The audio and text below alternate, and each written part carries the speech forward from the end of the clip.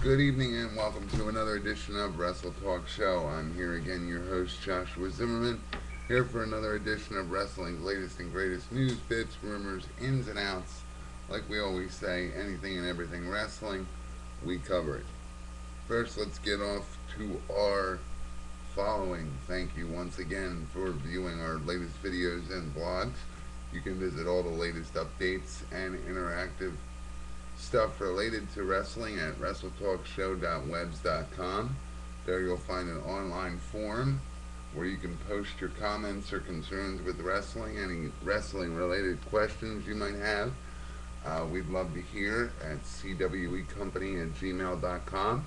We'll even turn them into segments on future shows. You just email us what you want to debate or a point you want to make, and we'll do our best to break it down.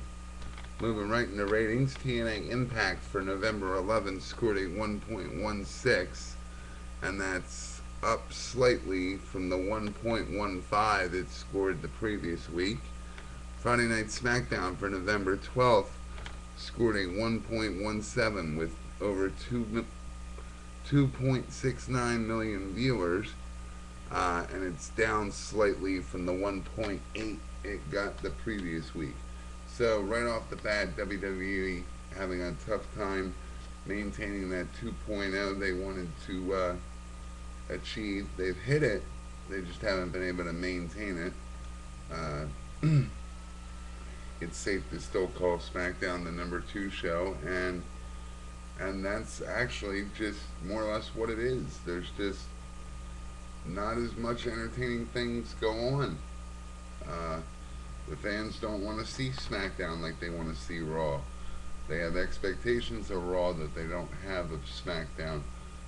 For some reason, it's just been allowed to coast, if you want to know the truth. Raw every Monday is expected to perform for the whole 2 hours. SmackDown, you could turn it into Comedy Corner, and I don't think it would make or break the ratings. The people that watch it just to watch it, but there isn't enough there to hold the audience. And, well, that's what we've been saying in most every video that we've done. There needs to be things that the fan wants to follow in order for the product to do any good. That goes for TV programming, pay-per-view, whatever you're trying to do. Moving on to news, Triple H and HBK on a recent talk show, Atlanta and Company, hype up WrestleMania. Triple H comments on his injury status, that he's currently rehabbing an old injury and could be back in 2 months if he comes back at all. They go into the WWE Hall of Fame discussion. They claim both Michaels and Hogan claim that Goldberg is not a good pick for the Hall of Fame. I don't know if I agree or disagree with that. That would be a separate video and a rant in itself. Says wrestlers like Hulk, especially Hulk Hogan, are in it for the money, and that Hogan quote, shit on the WWE Hall of Fame. And I can't say he's wrong, because he was out of wrestling. Bam, your wife sues you and you're back at TNA working for the 6 figures that they're paying you, even though they're not putting on near the entertaining product that was on at Hogan's peak. And Hogan should know this, being one of the creative or management staff. I don't know why he's even entertaining this job, because it's not the same product. It's watered down. They do not make any attempt to follow anything. It's Vince Russo's style of writing, and that's all there is to it. He wants the curves, he wants all that, which is fine, like we said before. But when you don't need to curve something just to create controversy for the sake of controversy, also makes you look like you don't know what you're doing. So it's counterproductive. But we could say that till we're blue in the face, and I don't think we'd get a positive response on that. Also, HBK hints that he might be interested in the creative side of WWE wrestling. Mick Foley, in a recent interview, seems to think he's back in good graces with World Wrestling Entertainment since, quote, endorsing Linda for the Connecticut Senate race. Says EV2 for TNA was a short-term angle, but he had long-term plans for it, and, quote, it may come out that he's responsible for that screw-up. Jeff Hardy gets a new customized title, which actually looks more like a Divas title, and all of us seem to think it's just to throw heat on TNA getting rid of their original world title belt. As you know, the final tapings for Impact are this week. That will lead right into Final Resolution this Sunday. Moving on to our show notes, the male audience is 93% of our audience. The female is 7%. Demographics, the 25 to 35-year-old male and female audience hold 30% of our overall audience. And coming in second, 45 to 54-year-old male and female hold 22% of that audience.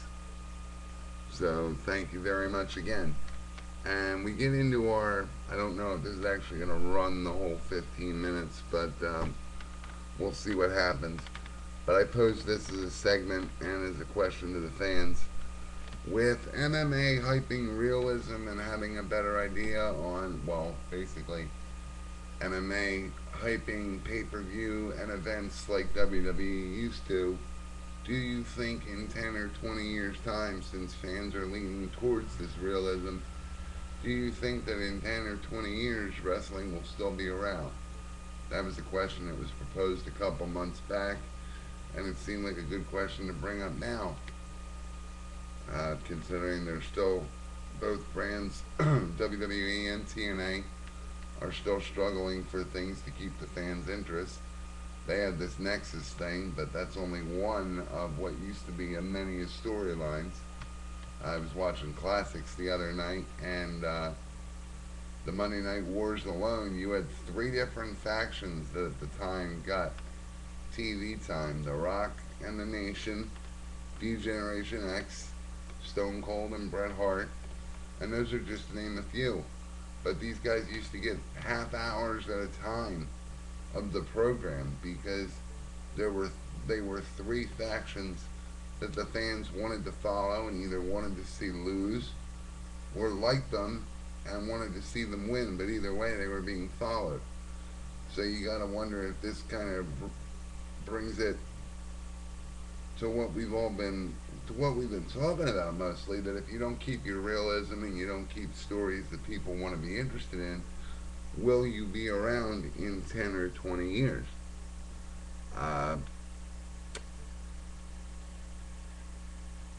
I think Hogan's a great person to ask on this one because I don't think anything in TNA is relevant right now. And like I said earlier, I can't see a man who used to hype on the grandest stage of them all thinking that this is the future of wrestling, because it's not. They used to be, but now they show no interest in wanting to be anything different. They want to be a mold of the bigger guys. So that's fine, but your product will suffer because of it. Like I said, all this video and many more can be seen at WrestleTalkShow.webs.com. We'll be posting the question, do you think wrestling will be around in 10 to 20 years, on the forum so you can fully interact.